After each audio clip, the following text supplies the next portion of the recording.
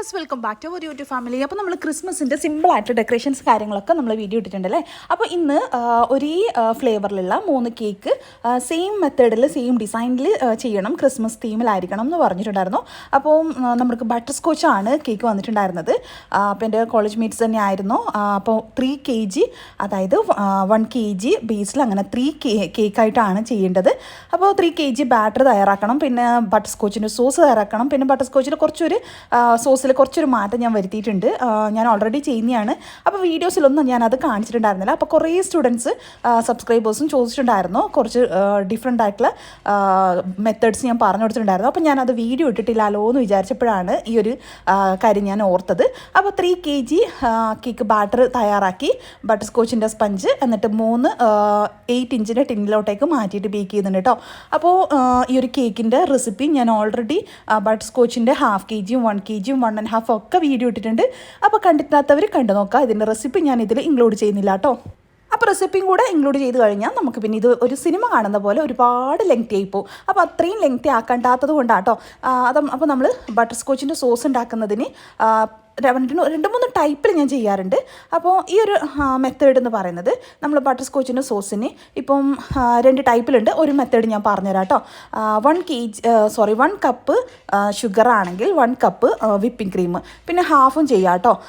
അപ്പോൾ ഞാൻ ഈ ഒരു മെത്തേഡിൽ ചെയ്തിട്ട് ഒരു ചെറിയ പീസ് ബട്ടർ കൂടി ഇട്ട് കൊടുത്തിട്ടുണ്ട്. അപ്പോൾ ഈ ഒരു ബട്ടർ നമ്മൾ ആദ്യം ഷുഗർ ഒന്ന് മെൽറ്റ് ചെയ്യുക, മെൽറ്റ് ചെയ്തിട്ട് കാരമലൈസ് ചെയ്തെടുക്കുക. എന്നിട്ട് അതിലേക്ക് ഒരു പീസ് ബട്ടർ ഇട്ട് കൊടുക്കുക. ഒരു ബട്ടർ ഇട്ട് കൊടുത്തതിന് ശേഷം വിപ്പിംഗ് ക്രീം ഇല്ലാന്നുണ്ടെങ്കിൽ ഫ്രഷ് ക്രീം അതും കൂടെ ചേർത്ത് കൊടുക്കുക കേട്ടോ.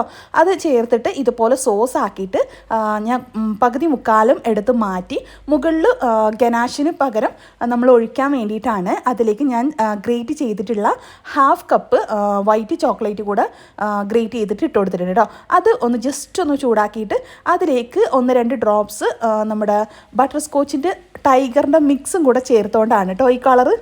അപ്പോൾ ബട്ടർ സ്കോച്ചിൻ്റെ മിക്സ് വേണ്ട എന്നുണ്ടെങ്കിൽ അത് സ്കിപ്പ് ചെയ്യാം. കളറ് ഇതുപോലത്തെ കളറ് ഷെയ്ഡ് കിട്ടും. അപ്പോൾ പ്ലെയിൻ ആയിട്ടുള്ള ആ ഒരു കളർ തന്നെ മതി എന്നുണ്ടെങ്കിൽ അങ്ങനെ ചെയ്യാം കേട്ടോ. പക്ഷേ നല്ല ഫ്ലേവറാണ്. ആ ഒരു മിക്സും കൂടെ ചേർത്ത് കഴിഞ്ഞാൽ ബട്ടർ സ്കോച്ചിൻ്റെ ആ ഒരു കറക്റ്റ് ഫ്ലേവർ കിട്ടും കേട്ടോ. അപ്പം ഈ ഒരു സോസാണ് നമ്മൾ സ്പെഷ്യലായിട്ട് മുകളിൽ ഫുള്ളായിട്ട് ഒഴിച്ചു കൊടുക്കുന്നത്. അപ്പോൾ ആ ഒരു ഗ്ലേസിങ്ങിന് വേണ്ടിയിട്ടുള്ള കുറച്ച് കാര്യങ്ങളൊക്കെ ഉണ്ട്. പിന്നെ അത് നമ്മുടെ കേക്കിന് കറക്റ്റ് തണുപ്പും ഗനാഷ്, അതായത് നമ്മൾ ഈ ഒരു ബട്ടർ സ്കോച്ച് സോസ് ഗനാഷ് നമുക്ക് കറക്റ്റ് തിക്നെസ്സും ആയിരിക്കണം. ഇല്ലാന്നുണ്ടെങ്കിൽ ഒലിച്ചിറങ്ങി പോകും കേട്ടോ. അപ്പോൾ ഇടയ്ക്ക് കറണ്ടൊക്കെ പോയിട്ടുണ്ടായിരുന്നു, എങ്കിലും കുഴപ്പമില്ലാത്ത രീതിയിൽ ഡെലിവറി ചെയ്തിട്ടുണ്ടായിരുന്നു, അൽഹംദുലില്ലാ. അപ്പോൾ പെട്ടെന്നുള്ള ചെയ്യലാണ്. അപ്പോൾ ഇത് കൂടാതെ വേറെയും സ്കൂൾ ബേസ്ഡ് ആയിട്ട് 2 kg വേറെ കേക്ക് ഉണ്ടായിരുന്നു. പിന്നെ എൻ്റെ ഒരു സബ്സ്ക്രൈബർ കുട്ടിയുടെ ഒരു കേക്ക് ഉണ്ടായിരുന്നു. അങ്ങനെ 3-4 കേക്ക് ഉള്ളതാണ്. അപ്പോൾ ആ ഒരു തിരക്കിനിടയിൽ എല്ലാം കൂടിയിട്ട് ഒന്ന് പെട്ടെന്ന് മാനേജ് ചെയ്തിട്ടാണ് നമ്മൾ ഈ ഒരു കേക്ക് കൊടുത്തിട്ടുണ്ടായിരുന്നത്. അപ്പോൾ നല്ല സോഫ്റ്റ് ആൻഡ് സ്പഞ്ചി ആയിട്ടുള്ള ബട്ടർ സ്കോച്ചിൻ്റെ കേക്കാണ്. ഇത്രയും നല്ല സോഫ്റ്റായിട്ടും നല്ല ഫ്ലെക്സിബിളായിട്ടുള്ള സ്പഞ്ച് തയ്യാറാക്കണം എന്നുണ്ടെങ്കിൽ നമ്മുടെ കേക്ക് സ്പഞ്ച് വീഡിയോസ് കണ്ടു നോക്കാം കേട്ടോ. അപ്പോൾ നമ്മുടെ ക്രീമിലേക്ക് ബട്ടർ സ്കോച്ചിൻ്റെ മിക്സ് തന്നെയാണ് ചേർത്തിട്ടുള്ളത്. അപ്പോൾ ഞാൻ ആദ്യം വിചാരിച്ചു ഓരോ കേക്കും ഐസിങ് ചെയ്യാം. പിന്നെ വിചാരിച്ചു വെറുതെ എന്തിനാ, ഒറ്റ കേക്കല്ലേ. അപ്പോൾ ഞാൻ മുൻപും ഇതുപോലെ ചെയ്യാറുണ്ട്. അപ്പോൾ ഞാൻ വിചാരിച്ചു ഏതായാലും 3 കേക്കും കൂടെ ഒരുമിച്ച് അങ്ങ് വെച്ചിട്ട് ചെയ്തേക്കാന്ന്. അപ്പോൾ അതേ ബേസ് ഇളകി പോകുന്നുണ്ടായിരുന്നു. അപ്പോൾ ഞാൻ അടിയിൽ ഒരു ഷീറ്റ് ടവൽ വെച്ചതിന് ശേഷം ഓരോ ലേയേഴ്സും സെറ്റ് ചെയ്യുകയാണ് കേട്ടോ. അപ്പം കുറേ ആൾക്കാർ ചോദിക്കാറുണ്ട് 1 kg എത്രയിലാണ് ചെയ്യേണ്ടത്. 8 ഇഞ്ചിലാണ് ചെയ്തിട്ടുള്ളത്. ബേസ് എടുക്കേണ്ടത് 10 ഇഞ്ച്. 2 ഇഞ്ച് ഡിഫറൻറ്റ് എന്തായാലും കുറഞ്ഞത് വേണം കേട്ടോ. 3 ഇഞ്ചാണെങ്കിൽ കുറച്ചുകൂടെ കാണാം, ഭംഗി ഉണ്ടാവും ബേസ് എടുക്കുമ്പോൾ. അപ്പോൾ ഫസ്റ്റ് സിറപ്പ് വെച്ച് വെറ്റ് ചെയ്തു. സിറപ്പിൽ നമ്മൾ വിപ്പിംഗ് ക്രീം കുറച്ച് കൊടുത്തിട്ടുണ്ടായിരുന്നു. അതും കൊടുത്ത് വെറ്റ് ചെയ്തതിന് ശേഷം നമ്മുടെ ക്രീം കൊടുക്കുന്നു. അപ്പോൾ ക്രീം കൊടുത്ത് ഒന്ന് സ്പ്രെഡ് ചെയ്യുക. പിന്നെ കുറേ ആൾക്കാർ ചോദിക്കാറുണ്ട് ക്രീം കുറേ കൊടുത്തു കഴിഞ്ഞാൽ കേക്കിന് ടേസ്റ്റ് കിട്ടുമോ, ക്രീം കുറഞ്ഞു കഴിഞ്ഞാൽ ടേസ്റ്റ് കുറയുമോ. ശരിയാണ്, ക്രീം കൂടിയാലും ടേസ്റ്റ് കുറയും, ക്രീം കുറഞ്ഞാലും ടേസ്റ്റ് കുറയും. ക്രീം കറക്റ്റ് അളവിൽ തന്നെ കൊടുത്താൽ മാത്രമേ കറക്റ്റ് ടേസ്റ്റും ടെക്സ്ചറും കിട്ടുള്ളൂ. അല്ലാതെ ഒരുപാട് ക്രീം കൊടുത്തു എന്ന് വിചാരിച്ചിട്ട് നമുക്ക് കേക്കിന് ഭയങ്കര ടേസ്റ്റ് കൂടത്തൊന്നുമില്ല കേട്ടോ. അപ്പം ക്രീമും സ്പഞ്ചിൽ കൊടുക്കുന്ന വെറ്റ്നെസ്സും ഉള്ളിൽ കൊടുക്കുന്ന ഫില്ലിങ്സും എല്ലാം കറക്റ്റ് പ്രൊപ്പോർഷനിൽ തന്നെ ആയെങ്കിൽ മാത്രമേ കേക്കിന് ആ ഒരു ടേസ്റ്റും ടെക്സ്ചറും ഒക്കെ കിട്ടുള്ളൂ. ഓൾറെഡി നമ്മുടെ കേക്കിന് അത്യാവശ്യം വെയിറ്റും ഫില്ലിങ്സും ഒക്കെ കൊടുക്കാറുണ്ട്. അപ്പോൾ അതുകൊണ്ട് തന്നെ നിങ്ങൾ കൊടുക്കുന്ന സമയത്ത് മാക്സിമം ഒന്ന് ശ്രദ്ധിക്കുക. എങ്കിൽ മാത്രമേ കറക്റ്റ് ടേസ്റ്റ് ഉണ്ടാവൂ കേട്ടോ. പിന്നെ ബട്ടർ സ്കോച്ചിൻ്റെ സോസും കൂടെ നമ്മൾ പ്രലൈൻ കൊടുത്തു. പ്രലൈനും പിന്നെ കാഷ്യൂം കൂടെ കൊടുത്തിട്ടുണ്ട്. അത്യാവശ്യം റിച്ച് ആയിട്ടുള്ള രീതിയിലാണ് കൊടുക്കുന്നത്. പിന്നെ സോസും കൂടെ കൊടുത്തിട്ട് ഫില്ല് ചെയ്യുന്നുണ്ട്.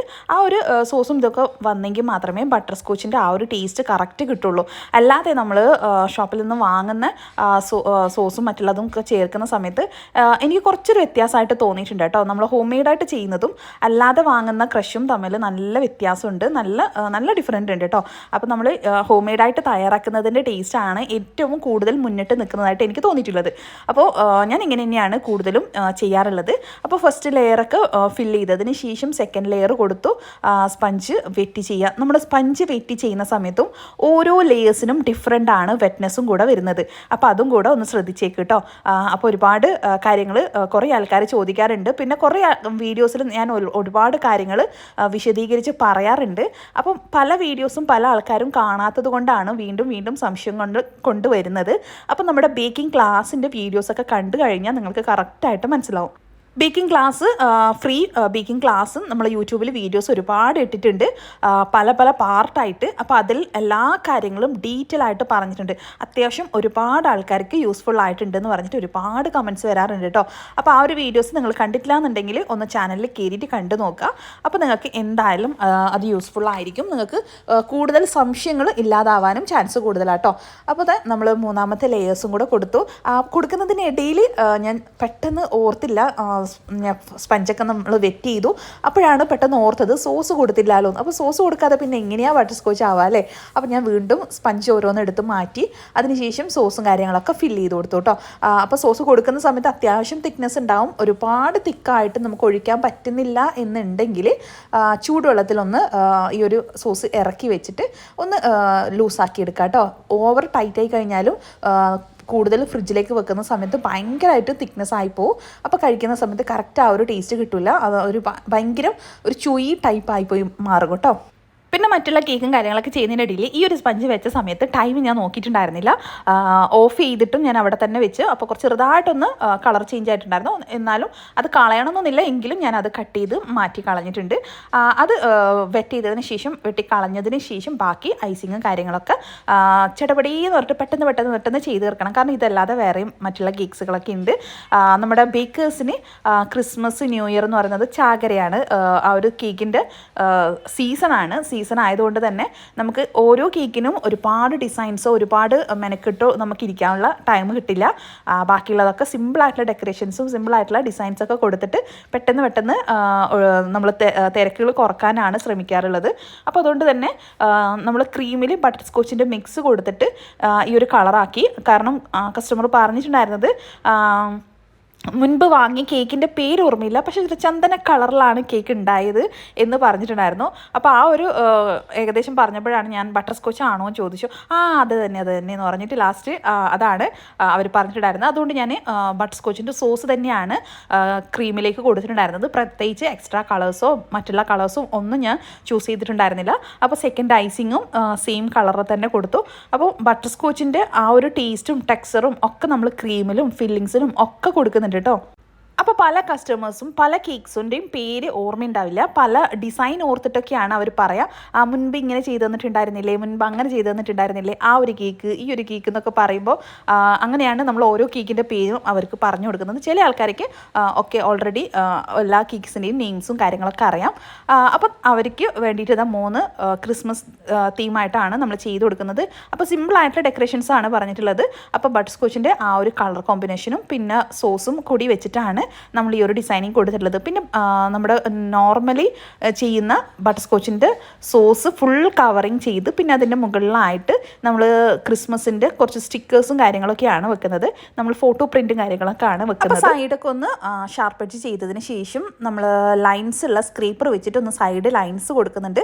അപ്പോൾ ഡ്രിപ്പിംഗ് എഫക്റ്റ് കൊടുക്കുന്ന സമയത്ത് ആ ലൈൻസ് ഉണ്ടാകുമ്പോഴാണ് കുറച്ചുകൂടെ ഒരു എലിഗൻറ്റ് ലുക്ക് കൊടുക്കുന്നത്. പ്ലെയിൻ ആയിട്ട് ചെയ്യുന്നതിനേക്കാളും ഭംഗി കാണുക ഈ ഒരു ലൈൻസ് കൊടുക്കുമ്പോഴാണ് ചെയ്യുമ്പോഴാണ് രണ്ടും ഒരുപോലെ ഉണ്ടാവും, എന്നാലും ചെറിയൊരു മാറ്റം എനിക്ക് തോന്നിയിട്ടുണ്ട് കേട്ടോ.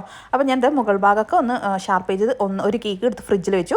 അപ്പോൾ ആദ്യം തന്നെ ഓരോ കേക്കും ക്രം കോട്ട് ചെയ്യുന്നതിനനുസരിച്ച് ഓരോന്നും ഫ്രീസറിൽ കൊണ്ടുവെക്കും. എന്നിട്ട് ഫസ്റ്റ് ക്രം കോട്ട് ചെയ്തതിനെ എടുത്തിട്ട് സെക്കൻഡ് ഐസിങ് ചെയ്യും. എന്നിട്ട് വീണ്ടും അതിനെ ഫ്രീസറിൽ കൊണ്ടുവെക്കും. ബാക്കിയുള്ളതിനെ ഓരോന്നിനെ എടുത്തിട്ട് വീണ്ടും സെക്കൻഡ് ഐസിങ് കൊടുക്കും. അതിനുശേഷം എല്ലാം കൂടി ഒരുമിച്ച് വെച്ചിട്ട് പെട്ടെന്ന് തന്നെ ഫുള്ളായിട്ടുള്ള കവറിങ് കൊടുക്കുകയാണ് ചെയ്യാറുള്ളത്. അപ്പോൾ ബട്ടർ സ്കോച്ചിൻ്റെ സ്പെഷ്യൽ സോസാണ് നമ്മൾ നേരത്തെ ചെയ്തിട്ടുള്ള ആ ഒരു സോസ് വെച്ചിട്ടാണ് ഡ്രിപ്പിംഗ് കൊടുക്കുന്നത്. ഡ്രിപ്പിങ്ങും ഫുൾ മുകൾ ഭാഗത്തും ഫില്ലിങ്സ് നമ്മൾ നോർമലി സോസാണ് കൊടുത്തിട്ടുള്ളത്. അപ്പോൾ ഡ്രിപ്പിംഗ് കൊടുക്കുന്ന സമയത്ത് കേക്കിന് നല്ല തണുപ്പുണ്ടാവണം. ഗനാഷ് തിക്നെസ് നമ്മുടെ സോസ് നല്ല കറക്റ്റ് തിക്നെസ് ആയിരിക്കണം, എങ്കിലേ ഡ്രിപ്പിംഗ് കറക്റ്റ് കിട്ടുള്ളൂ. പിന്നെ കറണ്ടിൻ്റെ പ്രശ്നം കൊണ്ടും പിന്നെ തണുക്കാനുള്ള ടൈമിൻ്റെ ഇഷ്യൂസ് കൊണ്ടും ചെറുതായിട്ട് മെൽട്ടായിട്ട് പോകാൻ ചാൻസ് ഉണ്ട് കേട്ടോ. അപ്പോൾ ആ ഒരു ഇഷ്യൂസൊക്കെ ഉണ്ടായിരുന്നു. പിന്നെ കസ്റ്റമർ ചോദിച്ചപ്പോൾ പെട്ടെന്ന് തന്നെ പാക്കിങ് ചെയ്ത് കൊടുത്തിട്ടുണ്ടായിരുന്നു.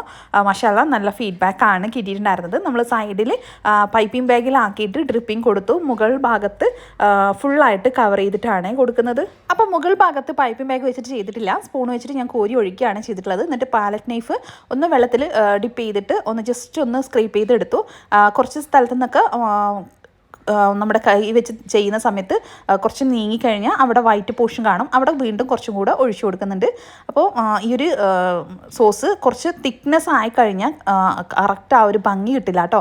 പിന്നെ ഇത് ഒഴിച്ച പാടെ ഒന്ന് ടാപ്പ് ചെയ്ത് കൊടുക്കാം. ടാപ്പ് ചെയ്ത് കൊടുക്കുമ്പോൾ ഒന്ന് ലെവലായിക്കോളും. നമ്മൾ പാലറ്റ് നൈഫ് കൊണ്ട് വലിച്ചതൊന്നും കറക്റ്റ് മനസ്സിലാവാത്ത രീതിയിൽ അത് മെയിൻറ്റെയിൻ ചെയ്ത് കറക്റ്റ് നിന്നോളൂ കേട്ടോ. അപ്പോൾ ആദ്യത്തെ കേക്ക് നമ്മൾ ഫില്ല് ചെയ്തു. ബാക്കിയുള്ള കേക്ക്സ് ബാക്കി രണ്ടും ഒക്കെ സെറ്റാക്കി. പിന്നെ ചെറിയൊരു ലെയർ നമ്മൾ ഒരു കേക്കിന് കുറച്ചധികം ഹൈറ്റ് ഉണ്ടായിരുന്നു, അപ്പോൾ ഒരു ചെറിയൊരു ലെയർ ഞാൻ മാറ്റിയിട്ടുണ്ടായിരുന്നു. അത് ഞാൻ ഈ ഒരു സോസ് വെച്ചിട്ട് ജസ്റ്റ് ഒന്ന് കഴിക്കാമല്ലോ എന്ന് വിചാരിച്ച് ഡ്രീം കേക്കിൻ്റെ ആ ഒരു കുഞ്ഞ് മിനി ടബിലൊന്ന് സെറ്റ് ചെയ്തതാണ്.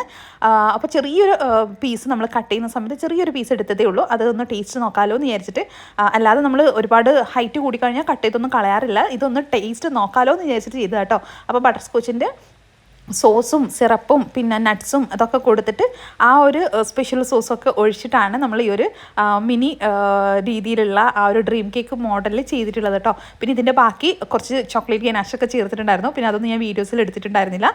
അപ്പോൾ ഈ ഒരു സമയത്ത് ജസ്റ്റ് വീഡിയോസിൽ എടുത്തു. പിന്നെ അതിനുശേഷം കേക്ക് ഡെലിവറിയുടെ കുറച്ച് മുൻപാണ് നമ്മൾ സ്റ്റിക്കറും കാര്യങ്ങളൊക്കെ വെച്ച് കൊടുക്കുന്നത്. അപ്പോൾ കേക്ക് ഓൾറെഡി സ്റ്റിക്കറും കാര്യങ്ങളൊക്കെ കട്ട് ചെയ്ത് സെറ്റ് ചെയ്തിട്ടുണ്ടായിരുന്നു. അപ്പോൾ അതിനുശേഷം കേക്ക് ഡെലിവറിയുടെ കുറച്ച് മുമ്പാണ് സ്റ്റിക്കർ കാര്യങ്ങളൊക്കെ വെച്ച് കൊടുക്കുന്നത്. ഇതുപോലെ 1-2 ഫോട്ടോസ് കാര്യങ്ങളൊക്കെ ഓരോന്ന് വെച്ചെടുത്തു. ഫോട്ടോസും വീഡിയോസൊക്കെ എടുത്തതിന് ശേഷം പാക്കിങ് ചെയ്തിട്ട് കുറച്ച് സമയം പുറത്ത് വെച്ചിട്ടുണ്ടായിരുന്നു. പിന്നെ കസ്റ്റമർ വന്നു വാങ്ങിയിട്ട് കൊണ്ടുപോയിട്ടുണ്ടായിരുന്നു. മാഷാഅല്ലാഹ് നല്ല ഫീഡ്ബാക്കാണ് കിട്ടിയിട്ടുണ്ടായിരുന്നത്. അപ്പോൾ നമ്മുടെ വീഡിയോസ് ഇഷ്ടപ്പെടുകയാണെങ്കിൽ ലൈക്ക് ചെയ്യാനും കൂടുതൽ വീഡിയോസിനായി സബ്സ്ക്രൈബ് ചെയ്യാനും കൂടെയുള്ള ബെൽ ബട്ടൺ കൂടി പ്രസ് ചെയ്യാനും മറന്നേക്കരുത്. അപ്പോൾ മറന്നു പോകുന്ന ആൾക്കാർ ഒന്നുകൂടെ ലൈക്ക് ചെയ്ത് കേട്ടോ. അടുത്ത വീഡിയോയിൽ കാണാം.